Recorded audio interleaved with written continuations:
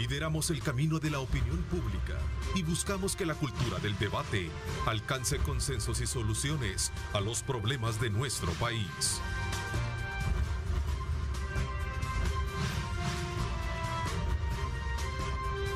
Diálogo con Ernesto López. Buenos días, El Salvador. Qué placer enorme saludarles a ustedes. Gracias por continuar con nuestra señal. Esperamos que hayan estado bien informados, hayan quedado bien informados precisamente con toda la cobertura de información que desde tempranas horas de la mañana Osvaldo Ruiz y todo el equipo de prensa ha puesto desde luego a disposición de ustedes. Vamos en este espacio de hora y media a hacer análisis pertinente como siempre de país. Hoy vamos a hablar acerca del del informe de coyuntura legal e institucional del primer semestre de este año que dio a conocer FUSADES y en la cual tiene un abordaje importante relacionado con el Estado de Derecho en el país, una evaluación del eje de la transparencia, así como también del clima de negocios y una evaluación de la seguridad ciudadana. Así es que desde ya, gracias por acompañarse de nuestra señal. Vamos de inmediato a hacer un análisis pertinente de este tema y quiero darles la más cordial bienvenida a nuestros invitados que estarán precisamente a través de la plataforma Zoom. Uno de ellos es Óscar Pineda, investigador del Departamento de Estudios Legales de la Fundación Salvadoreña para el Desarrollo Económico y Social, FUSADES. ¿Qué tal? ¿Cómo están? Bienvenidos. Gracias. Buenos días, Ernesto. Qué gusto poder acompañarles. Gracias. También quiero saludar a Joaquín Rodríguez, investigador también del Departamento de Estudios Legales, siempre de FUSADES. Gracias por acompañarnos, Joaquín. Buenos días, muchas gracias y es un gusto estar aquí con ustedes. Me gustaría, a manera de introducción, darnos a conocer los objetivos que se persiguen, porque desde luego representa uno de los principales estudios que tiene que ver con tres ejes fundamentales, como es el caso del Estado de Derecho, el clima de negocios y por supuesto el tema de la transparencia. A ver, comienzo contigo, Óscar. Muchas gracias, Ernesto. La verdad es que no tengo otra forma de empezar esta entrevista que agradeciendo estos espacios porque son muy informativos y muy valiosos para la ciudadanía en general. Y desde FUSADES hemos trabajado durante los últimos 6 meses, porque lo hacemos cada semestre este informe, poniendo en perspectiva todo lo que ocurre. Sabemos que en nuestro país todos los días pasan cosas que afectan la vida de los salvadoreños a nivel de decisiones políticas que se reflejan en normas que nos aplican a todos, pero también ocurren aspectos que se reforman en instituciones y cuando uno va al Estado las cosas han cambiado cuando quiere usar las oficinas públicas. Y por eso es que cada 6 meses hacemos una pausa, agrupamos esta información y la ponemos en perspectiva. La ponemos en perspectiva hacia el futuro con la intención de describir lo que ha ocurrido, pero también con la intención de prever lo que puede ocurrir, los temas que pueden afectar desde el Estado y desde las instituciones a cada uno de los salvadoreños. Y el objetivo es ese, es reflejar con datos, es reflejar técnicamente aquello que nos preocupa y también aquello que se ha hecho bien, en el caso de que eso coincida con los temas importantes que se analizan.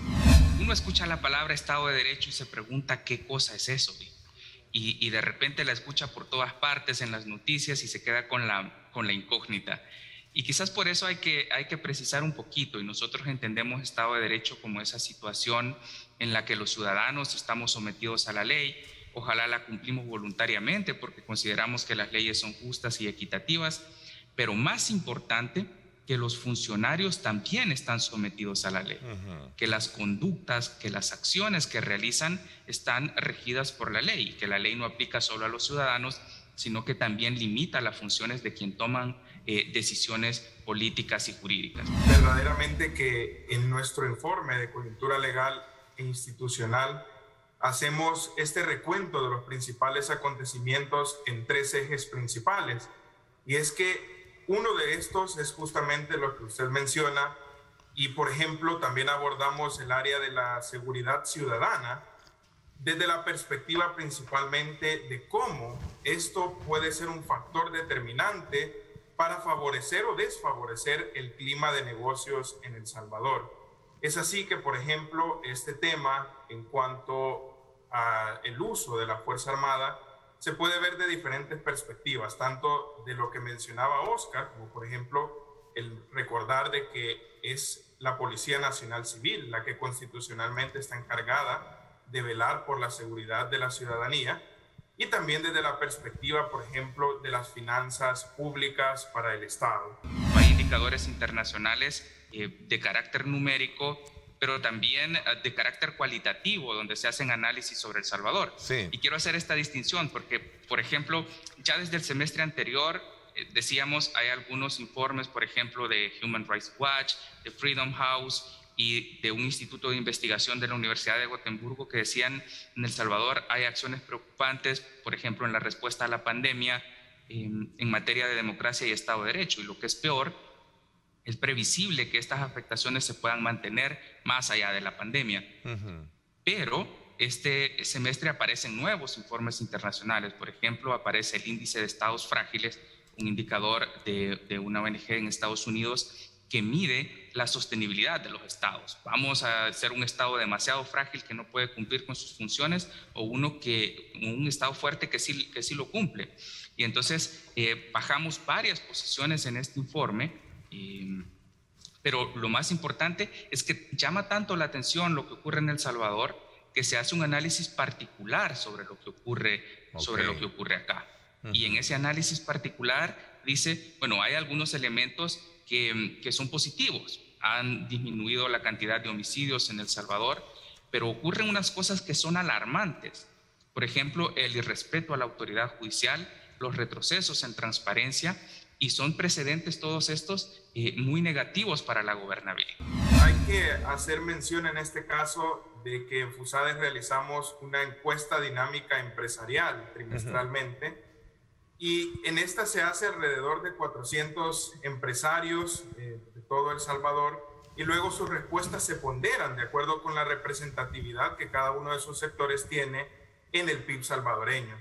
Y es ahí donde queremos destacar que los resultados de esta encuesta nos muestran que la incertidumbre es el principal factor que está dañando en este momento el clima de negocios en El Salvador. Y quiero mencionar esto como introducción a lo que usted menciona, porque este factor de incertidumbre se alimenta especialmente de 3 subelementos en la encuesta. Y el primero de ellos es que se considera que no existen reglas claras en este momento. Es decir, desde la perspectiva de los empresarios, consideran de que no hay predictibilidad en este momento para poder decidir si entonces realizar inversiones o, por ejemplo, también poder abstenerse de realizarlas en este momento. A ver, aquí hay un elemento importante que me gustaría también no pasarlo, pero antes de llegar al tema del eje de transparencia, en su análisis pertinente que también refleja este informe, y es el hecho del proyecto de reforma a la Constitución, que es uno de los elementos que ha venido en los últimos días también un poco a mostrar preocupación y a crispar los tinglados del Estado, digamos, de derecho, porque hay quienes están a favor y otros que están en contra, o de los mecanismos mismos que se están haciendo. Ya es un tema que los he discutido con FUSADES, pero también cómo segrega elementos que le dan sustento para poder de alguna manera hacer una evaluación ya más en concreto a través del informe. Oscar. Sí, Ernesto. De hecho, que genera alarmas la reforma a la Constitución, definitivamente, y eso debería ser en cualquier país. Las constituciones no son cualquier ley, no son una ley que puede cambiar de un martes para otro en una sesión plenaria y que no debe cambiar de ese modo. Las constituciones son al final la última norma a la que se remiten todas las demás leyes y que deben ser de acuerdo con ella. Y actualmente, bueno, desde septiembre del año pasado se está impulsando desde Casa Presidencial un proyecto de reforma a la Constitución. Y hay muchas consideraciones sobre esto, hay unas consideraciones sobre la forma en la que se está haciendo, pero también ya hay algunas consideraciones sobre el primer borrador que se ha hecho público, un borrador que no necesariamente va a ser el que se apruebe, puesto que es la propuesta inicial. Sabemos cómo se operan a veces los temas políticos, a veces se hacen cambios de última hora, se hacen cambios en el camino, pero ya ha surgido este primer proyecto. ¿A quién le interesa reformar la Constitución y por qué? Es la pregunta que debemos responder. El proyecto surge desde Casa Presidencial en una lógica desde arriba hacia abajo, a diferencia de otros países con procesos de reforma a la Constitución, donde los movimientos sociales y la sociedad es la que exige los cambios. Hemos conocido el 11 de agosto ya el primer bosquejo. Es una reforma de 215 disposiciones, como de 274 que tiene la Constitución. Es prácticamente una nueva Constitución, y por eso tú decías, hay personas que están a favor o hay personas que están en contra. No es un análisis tan simple, porque entre 215 disposiciones, Ernesto, es bien difícil simplificar entre a favor o en contra. Es muy difícil poder decir estoy apoyando esta reforma o estoy en contra de esta reforma, cuando lo que se debiera discutir es cada significado, palabra por palabra y coma por coma, de un proyecto tan importante y con tanta envergadura, que es prácticamente una nueva Constitución. ¿Por qué quiere cambiar la Constitución en realidad? Hay muchos temas que se pueden discutir uno a uno, y hay temas de los que todavía no es previsible tener claras sus consecuencias. Entonces, veamos algunos ejemplos. Hay varias disposiciones que potencialmente abrirían la puerta a derechos que son socialmente muy discutidos. Ahí sí, donde hay sectores de la población a favor y secciones de la población muy amplias en contra. Por ejemplo, regulaciones que potencialmente abrirían el derecho a el matrimonio entre personas del mismo sexo, por ejemplo. Pero estos son temas de los que debería haber un debate amplio. Son temas que se deben discutir, y se deben discutir ampliamente. Pero hay otros temas, Ernesto, que se queda uno con la incógnita de qué es lo que hay detrás de ellos. Me gustaría, Joaquín, ¿cuáles son, digamos, los resultados que muestra este informe en materia de transparencia y lucha contra la corrupción, que es una de las titularidades con las que muestra el análisis per se? Gracias, Ernesto. Y bueno, en uno de los ejes que abordamos en nuestro informe es precisamente el de transparencia. Y en este sí resaltamos algunos acontecimientos un tanto preocupantes, porque han existido retrocesos en cuanto a la transparencia y acceso a la información pública reportados por diferentes organismos.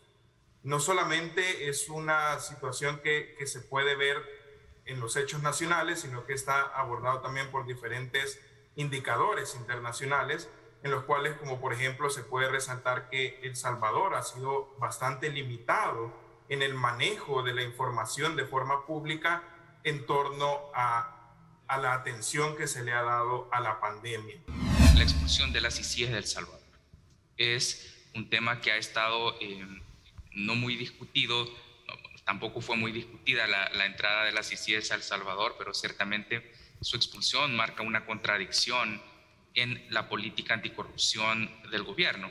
Y es que era su propuesta de campaña insignia, fue promovida por el gobierno, y luego este semestre, en un intercambio de acusaciones con la Secretaría General de la OEA, se dio por finalizado el acuerdo marco que daba sustento jurídico a la misión de la OEA en El Salvador. En FUSADES habíamos dicho que una misión de este tipo debería servir para apoyar las instituciones, para transferir capacidad técnica, no para sustituirlas. El alcance que se le había dado también era un tema de discusión, pero lo que no se puede dudar, y esto es lo importante, es que el gobierno se queda sin su proyecto de combate a la corrupción, y las causas que la OEA señalaba en un comunicado público para la terminación de esta misión son verdaderamente preocupantes.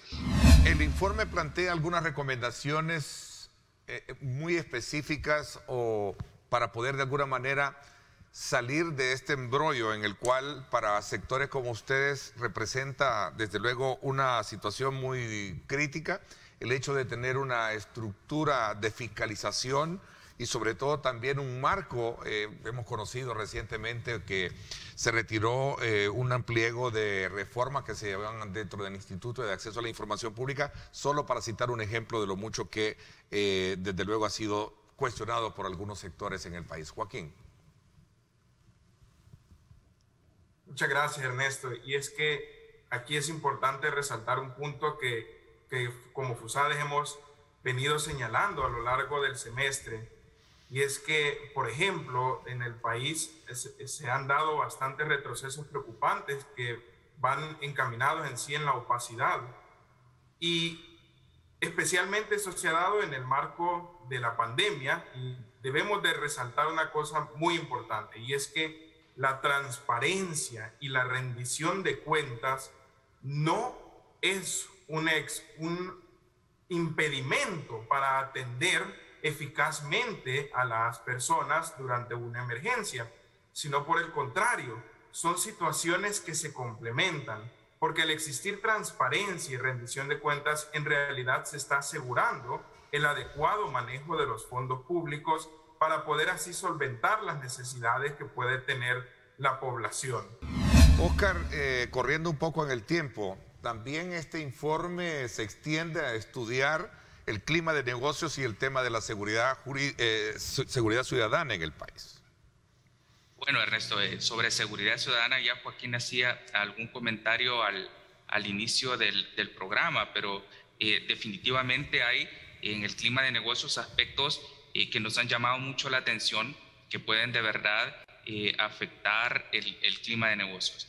Bueno, conforme a la seguridad ciudadana, te decíamos,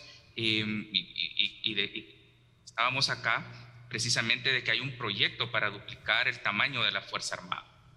La Fuerza Armada no tiene funciones naturales de seguridad pública, excepcionalmente se debe usar para este propósito, pero no es ciertamente su función natural, y por eso existe una contradicción en cuanto a que lo que se pretenda aumentar y fortalecer es la institución a la que no le corresponden las funciones de seguridad pública, que son ciertamente policiales.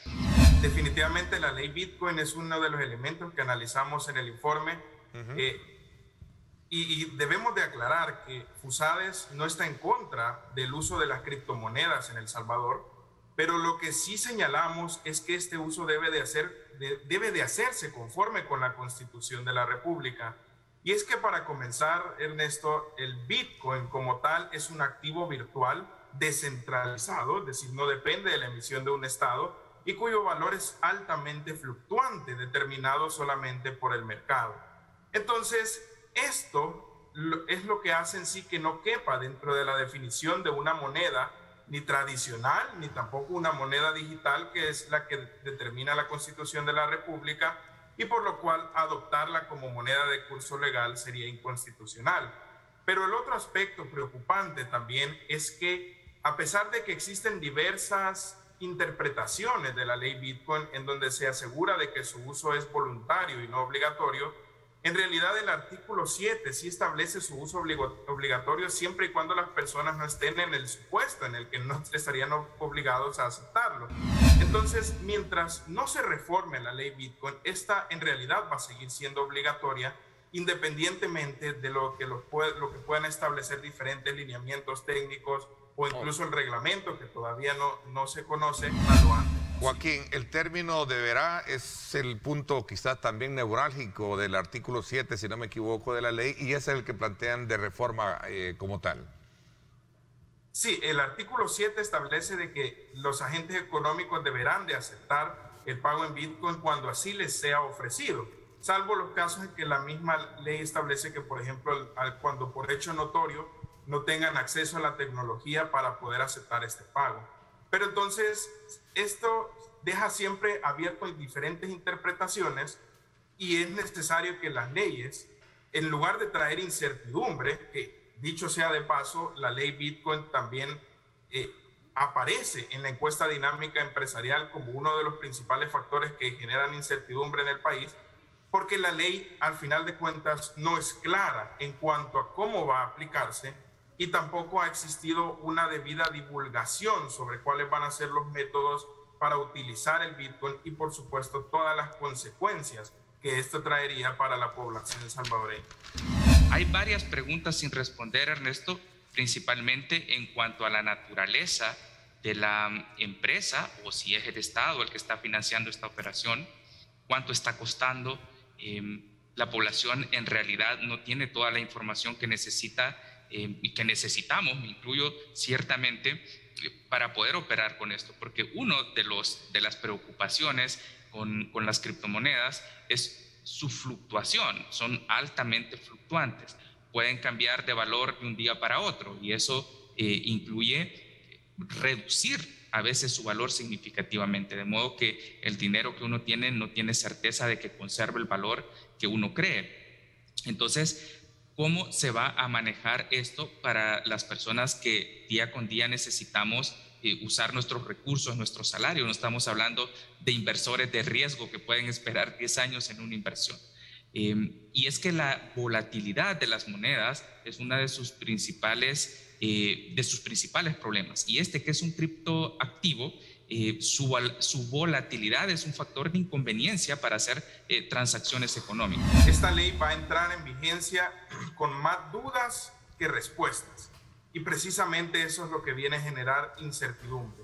Necesitamos tener leyes claras, leyes concretas, una institucionalidad sólida para así poder generar progreso en el país y aprovechar diferentes medidas como por ejemplo la digitalización, pero muy importante es que siempre todo esté dentro del marco constitucional y respeto al Estado de Derecho.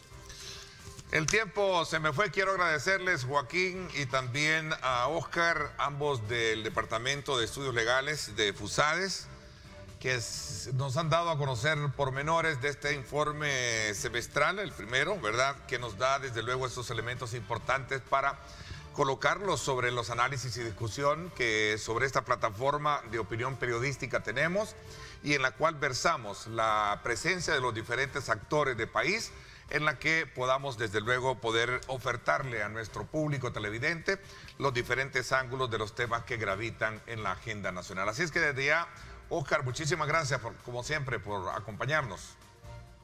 Mucho gusto, un gran saludo, Ernesto. Gracias, Joaquín, también, muchas gracias. Muchas gracias a ustedes. Tengan un feliz día. La ministra de Turismo con nosotros, la licenciada Morena Valdés, incansable trabajadora que la vemos de playa a montañas, a pueblos vivos, etcétera, etcétera. Bienvenida. ¿Cómo está, ministra? Mil gracias por tenerme nuevamente aquí en tu casa y a todos tus televidentes. Bueno, es un gusto venir a compartir buenas noticias, como tú decías, ahí estamos trabajando incansablemente por posicionar este país y por atraer más visitantes y sobre todo para generar más empleos de calidad a través del sector turístico. Bueno, contarte que sí estamos trabajando de la mano con el sector privado, junto con las cámaras, las gremiales y por supuesto con los empresarios del sector turístico en todos sus rubros. Recordemos que el sector turístico tiene 5 grandes rubros, que es alimentación, alojamiento, transporte turístico, recreación e información, que incluye agencias de viajes y turoperadores. Entonces, con todos estos rubros estamos trabajando de la mano para poder reactivar este sector que, como tú bien dijiste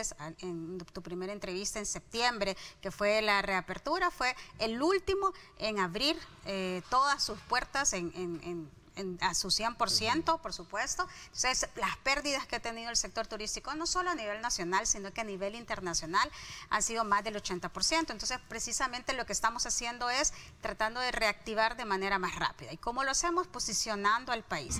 Sur City, más allá de una marca, es una política. Así es. Una política turística. Es una política que tiene 3 grandes componentes. El primero es de infraestructura, que es lo que estamos trabajando no solo en la zona franja costero marina, sino que lo conectamos con otros destinos turísticos ya identificados que tenemos, como por ejemplo la Ruta de las Flores, por ejemplo toda la zona norte de Chalatenango, la zona norte de Morazán, toda la zona de Oriente con sus pueblos y también con sus áreas naturales protegidas. Es decir, ya tenemos identificados esos destinos y estamos trabajando infraestructura pública para poder atraer infraestructura privada.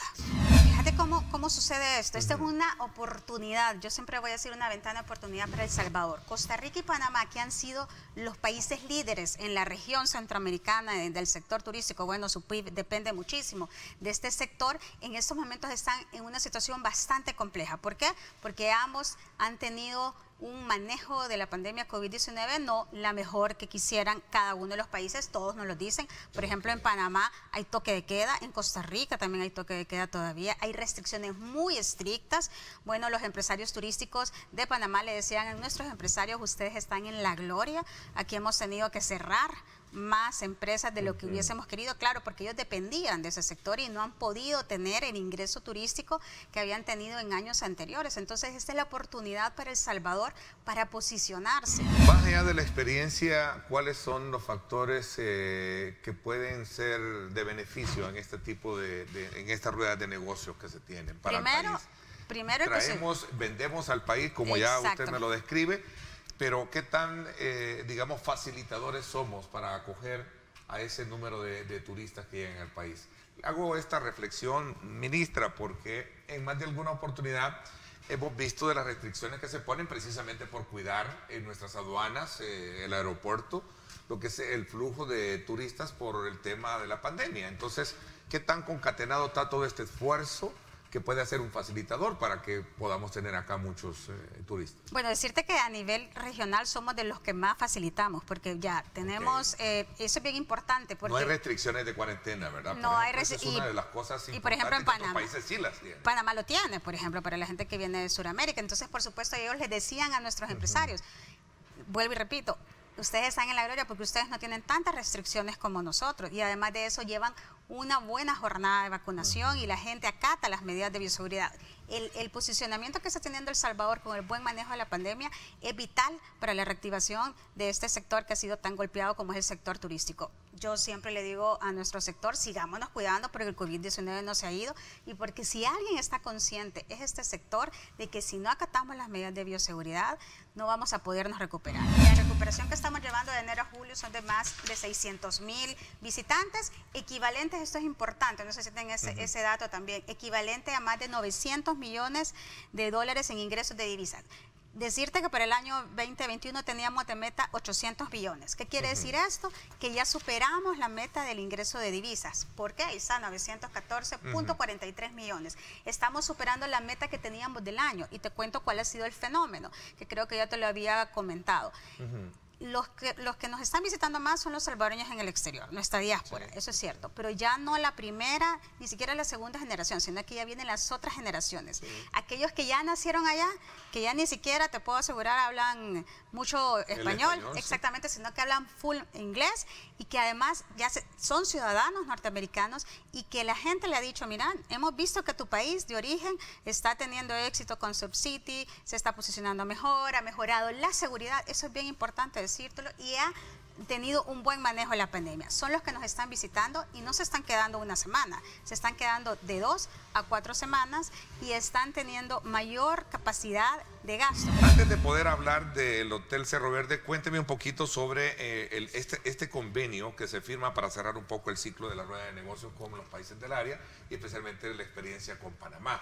Y digo que Panamá, sin menospreciar el resto de países del área, Panamá es un país emblemático en el tema de turismo, sobre todo por las conexiones que tiene a nivel mundial como rutas de viaje. Sí, así es. Justo con Panamá hemos firmado un convenio con la Autoridad de Turismo de Panamá, que es nuestro homólogo del Ministerio de Turismo. ¿Y en qué consiste? En intercambio de experiencias, pero así también este intercambio comercial, que turoperadores de Panamá, los grandes mayoristas, nos puedan recomendar precisamente a El Salvador como un buen destino para visitar y viceversa, ¿verdad? Incluso ya el sector empresarial llevaba un paquete llamado El Salvador Paz, que incluso lo van a utilizar hay un partido de fútbol que se tiene de Panamá El Salvador aquí en El Salvador, se traen panameños para acá. Es decir, esta conexión, este posicionamiento que tiene el país se está aprovechando al 100% para que los panameños conozcan más del Salvador.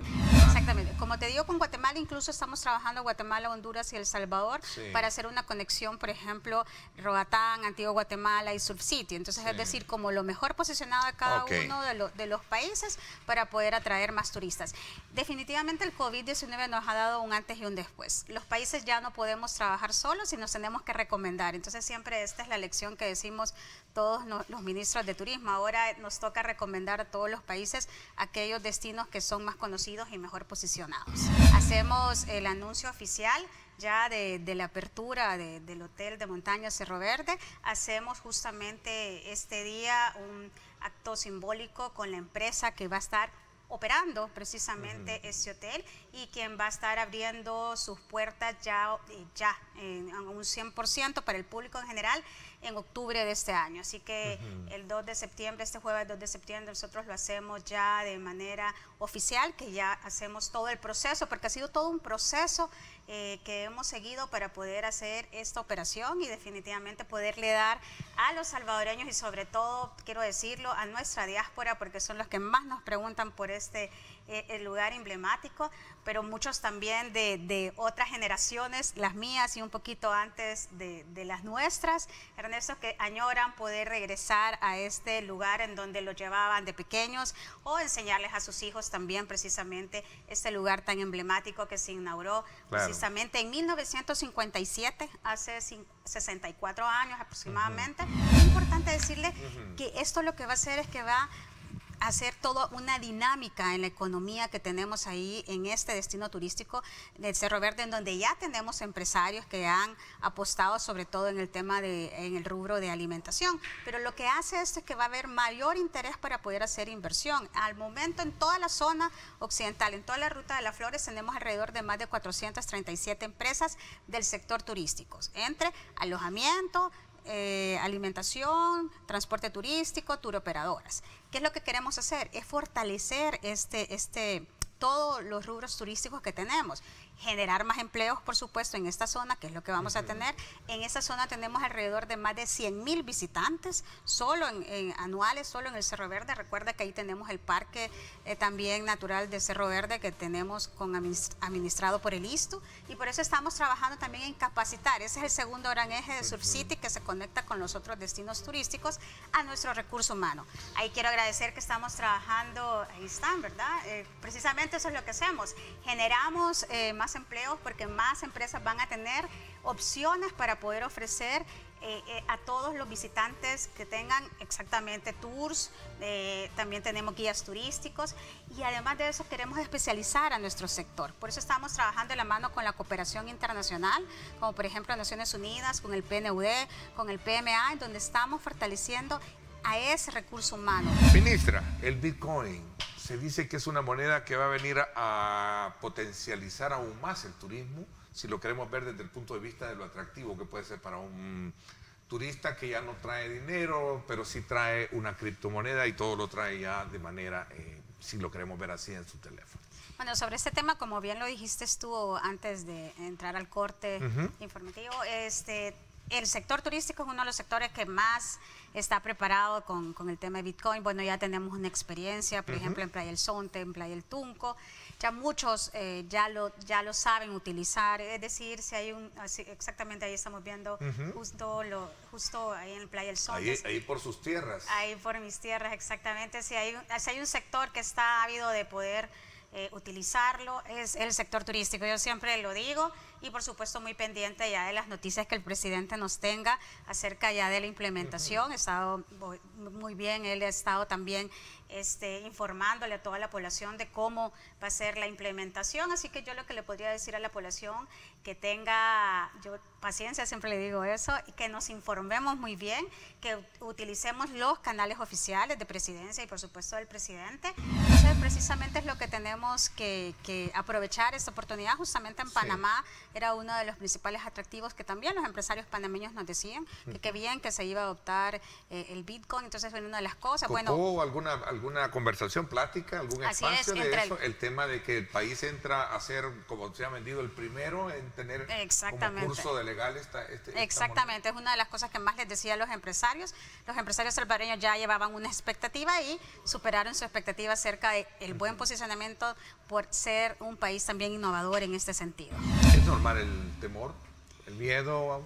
¿Cómo lo ve usted? Yo creo que cuando uno no se informa es normal que tenga miedos, pero lo importante es que nos informemos, repito, informémonos por los canales oficiales, muy a la expectativa también. Justamente todo nuestro sector está ávido de información y por supuesto para poder aprovechar al 100% esta medida tan disruptiva e innovadora que vamos a tener. Ok, vamos a esperar sinceramente qué pasa a partir de la implementación ya legal que va a tener el 7 de septiembre, si no mal lo recuerdo. Así es.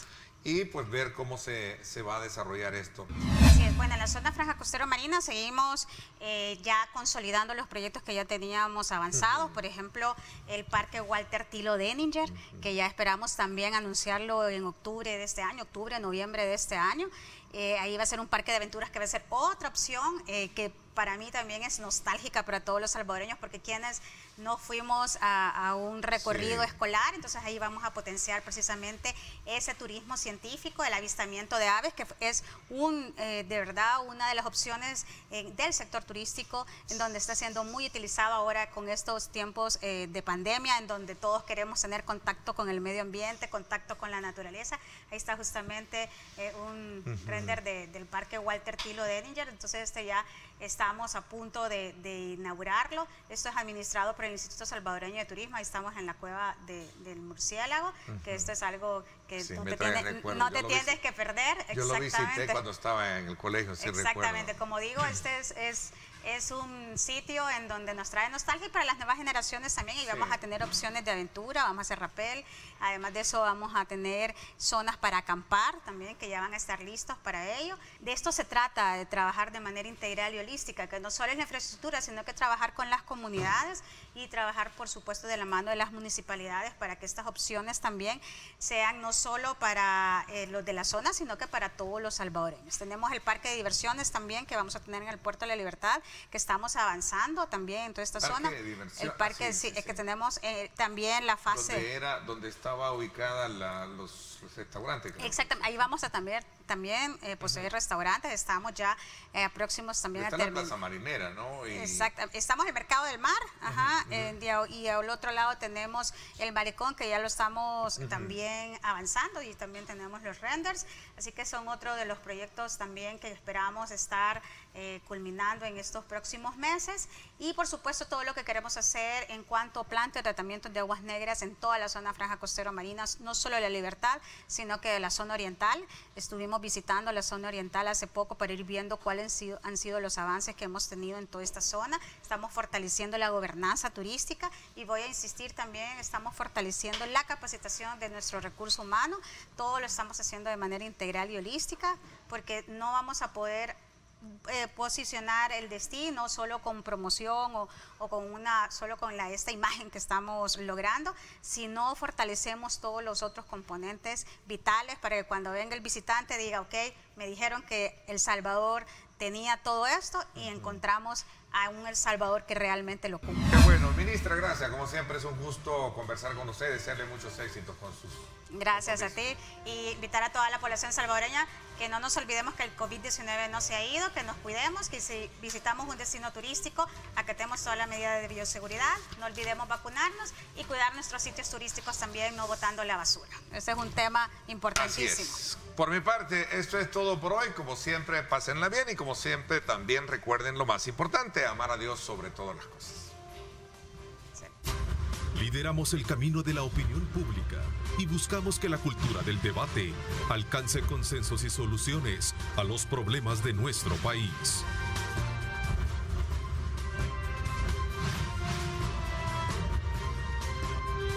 Diálogo con Ernesto López.